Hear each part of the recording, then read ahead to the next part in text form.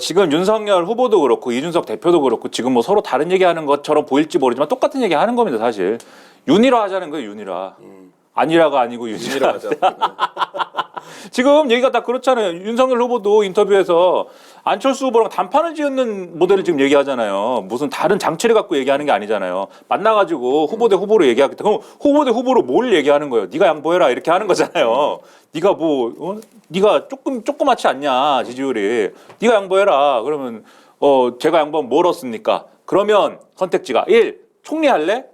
2. 우리 당대표 할래? 이준석 어떻게 정리해볼게. 그러면 이준석 3차 사건 일어납니다. 3차 가출. 네, 뭐 아니면 뭐 종로 나가갖고 뭐 배지 한번 달아볼래? 뭐 이렇게 그런 얘기를 하면서 공동 정분이 무슨 보궐선거니 뭐 이런 얘기를 하는 건데, 근데 이게 안철수 입장에서 그냥 그렇게 이번에도 철수하고 접어준 다음에 이게 어음이 어떻게 될지 모르는 그런 거를 그냥 봐줄 수 있겠는가? 최소한 공동 정부라고 했을 때 지금 사람들이 많이 얘기하는 게 DJP 연합 이런 건데, DJP 연합이 집권할 때는 행복했거든요. JP가 JP 자민당 쪽이 다 그 경제 관련 부처 총리 지명권, 이 장관 지명권 이거 다 갖고 나중에 가서 망했어요. 나중에 가서 서로 우리가 선거를 왜 졌느니 탓하다가 망했어요. 그게 막 의원 빼가기 막 하고 말로가 안 좋았단 말이에요. 그런 거를 그냥 받을 수가 있는 거냐? 제가 볼 때는 좀 어렵지 않을까 싶습니다. 김세평 JP는 내가 JP예요. 홍 JP예요. 저는 쉽지 않을 거다. 이게 윤석열 후보가 조금 전향적으로 나오고 있는 이유는 단일화에 대해서 당내에서도 요구가 많고 지지층에서도 요구가 많죠. 그런데 그냥 안 할 수는 없고, 그리고 안 됐을 경우에 책임이 누구한테 있느냐.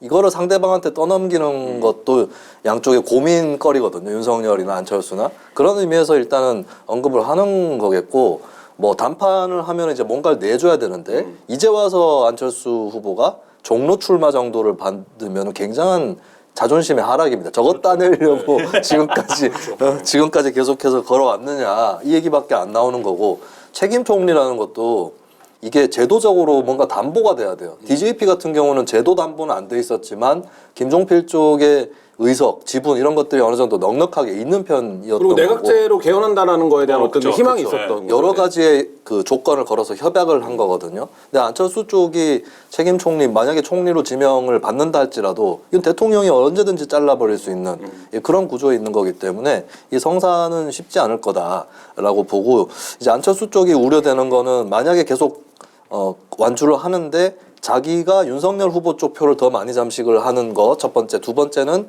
이재명 후보한테 윤석열 후보가 뒤처지는 거, 이렇게 돼서 대선이 끝나게 되면 안철수 때문에 정권 교체 못했다 이 얘기가 나오는 건 두려울 수 있겠죠. 예, 그러면 그때는 어느 정도 가능성이 열릴 수도 있다고 보는데, 현재 여론조사로 봐서는 다자구도에서도 윤석열 후보가 뭐 오차 범위 접전 내에서 앞서가거나 아니면 오차 범위 바깥에서 앞서가는 이런 조사들이 많이 나오고 있어서, 그래서 굳이 단일화를 해야 될 이유를 느끼지 못할 거다라고 봅니다. 두 분 어쨌든 단일 안 된다. 예, 다 보셨습니다. 이 예언은 한 2주 안에 확인이 가능합니다. 네. 아니, 그때 되면 또 잊어버려요. 오늘 무슨 얘기했는지. 네. 이재명 후보 얘기로 넘어가 보겠습니다. 지금 뭐 제일 뜨거운 논란입니다. 이른바 뭐 황제 의전 논란. 근데 뭐 국민의힘 쪽에서는 이게 의전을 받을 대상이 아닌데 왜 의전 논란이라고 부르냐, 뭐 이렇게 이제 얘기하기도 합니다. 근데 어쨌든 이재명 후보가 지금 몇 번째 사과를 했는지 모르겠어요. 그리고 매일매일 사실 조금씩 이게 나오고 있어서 일각에서는 이게 뭐냐 도대체 뭐 이런 얘기도 하고 있는데, 뭐 그래서 이게 뭐 정치적 공작이나 음모가 있는 거 아니냐 뭐 이런 얘기도 지금 이제 나오고 있고, 사실 이게 며칠 지나니까 이게 뭐 어제 나왔던 얘기 같기도 하고 뭔지 잘 모르겠네 이런 상황도 지금 반복되고 있는데, 이 논란 전체적으로 어떻게 보십니까? 김래평론가부터. 그 지자체장들은 다 자기들 동네에서 그렇게 왕처럼 살고 있는 건지 모르겠어요. 그러니까 이재명 후보가 인정한 부분만 놓고 봐도 이 관용차라든지 뭐 일부 이제 좀 부적절한 부분들이 있는 거잖아요. 인정한 부분만 놓고 봐도. 근데 이제 그런 부분을 갖고 볼 때 뭐 분명히 이제 지자체장들이 대체적으로 뭔가 너무 왕같이 살고 있다 이런 생각을 갖게 만드는 거고, 유권자들이 그 연장선에서 이재명 후보를 판단할 것인데, 그러니까 선거의 영향으로 보면은 굉장히 저는 치명적인 지금 상황이 올 수가 있다, 이 문제를 잘못 다루면. 그런 생각이 들고. 이미 되게 상황은 치명적인 것 같은데. 네, 사실 그래요. 네, 여기서 그럼 제가 그거 끝났다고 합니까? 선거가 이것 때문에 끝났다고 뭐 얘기를 해요 제가? 그래서 아무튼 간에 그럼에도 불구하고 어쨌든 사실 본인의 속마음은 이걸로 선거 끝났다. 그렇게 얘기하는 놈들도 있다. 아주 그 불충한 놈들이에요. 예? 예. 어떻게 그렇게 단언할 수가 있습니까? 여론조사 박빙인데. 네, 김민하 평론가는 지금 이제 김혜경 씨 논란으로 이재명 후보는 끝났다. 이렇게 아니 지금. 그렇게 얘기하는 놈들이 있더라. 예. 그런 그 얘기. 놈들의 본인이 포함되어 있는 거 아닙니까? 그렇게 얘기하는 놈들이 있어서 내가 한번 알아봐야 되겠다라고 정봉주 선생님이 그러더라고요. 김민하 평론가도 아리백에 등록될 것 같아요.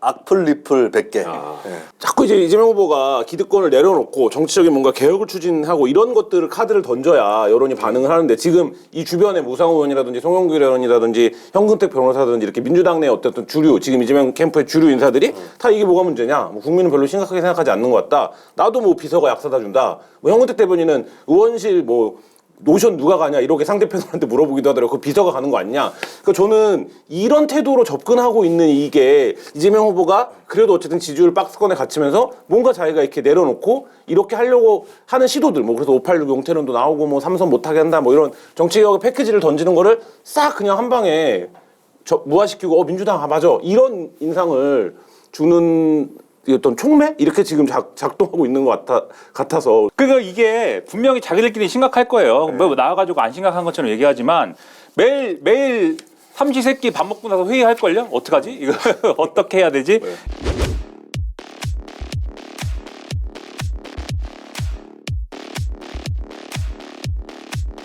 지금 이제 가짜 뉴스처럼 이제 나오는 얘기 중에 올렸다 내린 글 하나 있고, 그다음에 표로 만든 거 있어요. 뭐 표로 만들어 가지고 보도 내용하고 그 실제 벌어진 일하고 이렇게나 다르다. 그 표로 만들어진 거 있는데 예를 들면은 샌드위치라든지 쇠고기라든지 이런 거 공식 행사에 들어간 거다. 그래서 법인카드로 써도 상관이 없는 거다. 그 공식 행사는 공간에서 열렸다. 근데 그게 아니고 텔레그램 메시지에 보면 순회로 가려잖아요. 순회. 순회동은 이재명 후보 집이잖아요. 그래서 코로나 때문에 공간을 못 써서 집에서 회의를 하기도 했었대요. 네. 민주당 쪽의 해명은 그렇습니다. 그러니까 뭐 집에서 회의를 했으면 그거가 관련된 무슨 그러면 이게 사진이라도 내놓든지 그러면 뭐를 그러니까 설명이 되는 방식이어야 되잖아요.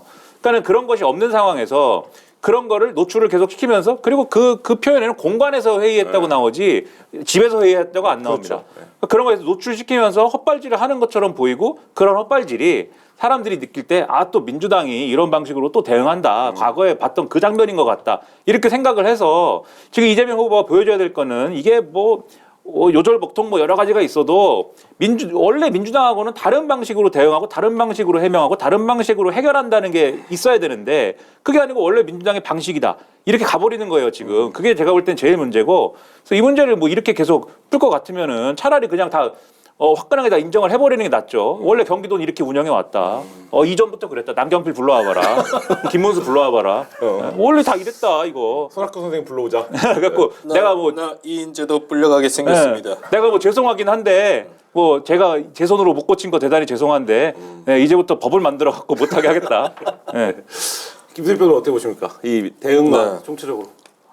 근데 이게 지금 대응을 하는 걸 봤을 때는 의혹 상당 부분이 사실이라는 거 아니냐 싶은데 이게 사실이면 치명타인 거죠, 사실. 뭐 저는 대응 방안에 문제가 있다라고 얘기하기도 좀 그런 게 대장동 의혹 같은 경우는 차라리 사법적으로 고의적 배임이었냐 아니냐 이걸 따지려면은 굉장히 불확실한 게 많잖아요. 그렇기 때문에 그때는 대응이 중요하다고 볼 수 있는데 이거 같은 경우는 좀 드러나고 있는 게 있지 않습니까? 분명하게. 그리고 이제 관용차를 사적으로 사용했다. 그것도 일부는 민주당이 또 인정을 할 수밖에 없는 이재명 후보 아들 같은 경우 퇴원할 때 이제 썼다라고 하는 거. 근데 이거 글쎄요, 이거 사실이라면은 대응을 잘하는 것도 불가능한 거 아닐까? 예, 뭐라고 대응할 수 있을까 그런 생각이 듭니다. 다른 정황이 아무것도 없는데 아들이 병원 갈 때 한 번 썼다. 퇴원할 때 한 번 썼다. 그러면 국민들이 뭐 그때 급해가지고 사정이 그랬나 봐. 이렇게 이해할 수 있을지도 몰라요. 그 한 번 그랬다. 근데 그게 아니고 그게 있는데 그 비슷한 일을 맨날 한 것처럼 보이는 게 이만큼이 있다. 근데 이런 상황에서 민주당이 이만큼은 다 그냥 의혹이고 요 하나만 그 잘못된 거 사실이다 이렇게 얘기하기가 대단히 지금 어려운 상황이라는 거죠. 이재명 후보가 이런 상황에서 약간 중도 쪽으로 외연을 넓히는 행보를 하고 있습니다. 전격적으로 김종인 그 전 국민의힘 총괄 선대위원장을 만났고 뭐 이상돈 의원, 윤여준 의원 이렇게 이제 어쨌든 언론이나 외부에서 볼 때 좀 중도 쪽 그다음에 합리적 보수 영역에 있다라고 평가되는 인물들이 잇따라서 만나고 있는데 그래서 일각에서는 뭐 김종인 전 위원장의 측면 지원이 있는 거 아니냐 뭐 이런 얘기도 나오고 있고 한데 이 이재명 후보의 행보에 대해서는 어떻게 보십니까? 거의 설 전에 했어야죠. 설 전에 했어야 된다. 설 전에 세배하러 가요? 아니 막 그 586 용퇴 한다 그러고 뭐 무슨 뭐 7인에 뭐 이거 다 이제 생각도 안 나잖아요. 사람들이 임명직 안 한다고 하고 이재명 후보가 직접 정치 개혁한다고 하고 그러면서 어쨌든 정권 교체라는 틀을 허물어뜨리기 위해서 나는 카드를 막 던진 거잖아요. 그때 몰아서 와라랑 던져가지고 설 전 바로 전날까지 뭔가 민주당이 변한다라는 메시지를 계속 주면서 와서 오는 과정에 이런 게 막 들어갔어야지. 그러면 이제 이게 하나의 큰 사람들이 한두 번 얘기하면은 뭐 또 그냥 하는 얘기인가 보다 하지만은 한 10번 얘기하면은 솔깃하단 말이에요. 근데 그게 이제 또 잊어버릴 때쯤 되니까 이제 이렇게 가는 거는 제가 볼 때는 이 효과가 클까 의문이고 그리고 이 원로들이 적극적으로 움직여가지고 막 캠프에 결합한다든지 뭐 그럴 것도 아니지 않습니까 지금. 김종인 위원장이 예를 들어서 이재명 후보 뭐 측면 지원 얘기 자꾸 뭐 언론이 하는데 측면 지원하면 그 사람이 뭐가 돼요. 그 분명히 엊그제까지 정권 교체해야 되고 이재명이라는 사람 안 된다고 얘기하고 다녔는데 갑자기 윤석열한테 한번 당했다고 그렇게 측면 지원하는 사람이 되면 그게 뭐가 되면. 그리고 이상돈 전 의원은 안 한다는 거잖아요. 지금 나는 더 이상 현실 정치하고는 안 맞는 것 같다 얘기하는 거잖아요. 그분은 계속 평론을 하죠. 그렇죠. 평론가잖아요. 여기 와야 돼요. 여기. 그분은 의원 할 때도 계속 평론을 그렇죠. 했습니다. 네. 당이 어디 소속인지도 모르겠고. 네. 그리고 뭐 윤여준 전 장관 마찬가지입니다. 뭐 윤여준 전 장관은 오히려 뭐 할 수도 있겠네. 근데 어떻게 될지 모르겠지만 그런 걸 볼 때 효과가 클 것이냐. 다만 의도는 알겠어요. 의도는. 의도는 뭡니까? 예? 의도는 뭡니까? 너무 그러니까 민주당 위주의 색깔을 이제 바꾸고 민주당이 재집권하는 겁니다라는 색깔을 여태 만들기 위해서는 결론적으로 얘기하면 안철수라든지 김동연이라든지 누구든지 이렇게 많이 이렇게 끼워 모아가지고 그 통합 정부든 무슨 뭐 공동 정부든 뭐 해가지고 민주당 색깔을 최소화시킨 상황에서 이제 선거 캠페인을 해야 정권 교체 여론이라는 벽을 돌파를 하는 거잖아요. 그렇게 가는 어떤 징검다리와 포석으로서 중도 공략을 하기 위해서 이 카드를 이제 얘기하는 거죠. 근데 이제 효과가 있으려면은 이게 효과가 배가 될 수 있도록 네? 우리가 국 끓일 때 MSG 치면은 더 맛있는 것처럼 이런 게 있어야 되는데 MSG만 갖고 지금 얘기를 하려니까 이게 제대로 되겠는가가 좀 의문입니다. 김수 평론가는 김민하 평론가가 설 전에 했었어야 된다라고 하는데 저는 그보다 훨씬 더 전에 했었어야 된다. 그러면은 경선도 시작하기 전에 했었어야 됩니다. 그러면 경선 전에 이재명 정계 입문할 때 했었어야 된다. 지난 대선 때 이재명 후보가 문재인 후보하고 좀 다르게 접근한 게 있어요. 예를 들면 김종인이 민주당 탈당할 때도 떠나면 안 된다. 잡아야 된다. 문재인 후보가 책임이 있다. 이런 언급을 했었고 그것 때문에 김종인 전 위원장이 이재명 후보에 대해서 개인적으로 싫어하는 게 없습니다. 자기를 잡아주려고 했던 사람이라는 걸 기억을 하는 게 있고 또 그때 2017년 대선 때 국민의당 쪽하고 잘 연대해서 같이 집권해야 된다. 이런 얘기를 이재명 후보가 좀 더 치고 나갔었거든요. 그런 색깔을 경선 때 선을 보였었어야 돼요. 경선 때 김종인 다시 불러오겠다. 혹은 통합정부 구성하겠다. 이 얘기를 경선 때 해가지고 경선 때 그걸로 승부를 걸어서 이기면 그러면 이제 현 민주당 핵심하고도 차별화되는 그 경로가 자연스럽게 열릴 수 있었던 거거든요. 근데 경선 때 그런 얘기를 꺼내지 않았던 거. 그냥 지나치게 당의 핵심에 몰입한 선거를 했던 거. 이것을 이제 와서 만회를 하려니까 잘 안 되는 거죠. 좀 늦었다라는 두 분의 공통된 평가가 있었습니다. 그럼에도 이 맥락을 잘 살릴 수 있으려면 여러 가지 카드를 다 던져야지 지금 찔끔찔끔 이렇게 뭐 하나 가라앉을 거 하나 나올 때마다 그거 좀 띄우기 위해서 이렇게 하나 던지고 이런 식으로 안전하게 가는 걸로 지금까지 이른바 박스권이 유지가 된 거예요. 안전으로 하게 오는 걸로. 아까 김수민 평론가 얘기한 것처럼 경선 때 선택도 사실 안전하게 가는 거거든요. 안전하게 다수파 연합으로 가는 건데 그게 아니고 승부를 그때 박빙 승부가 되더라도 신승하는 것을 목표로 하더라도 승부수를 던지는 방향으로 갔었어야 되는 거죠. 네. 야구와 정치의 옛날 얘기하면 뭐합니까? 예? 예? 다 지나간 일인데 야구는 왜 나왔어 갑자기? 야구에도 또 기아 타이거즈 얘기하려고 그래요? 야구에도 만약이 없으니까 만약에 이랬다면 저랬다면 해봐야 뭐합니까? 경기를 맨날 지는 거. 또 졌다고 얘기하는 거예요 지금 선거 졌다? 기아 타이거즈는 맨날 져요.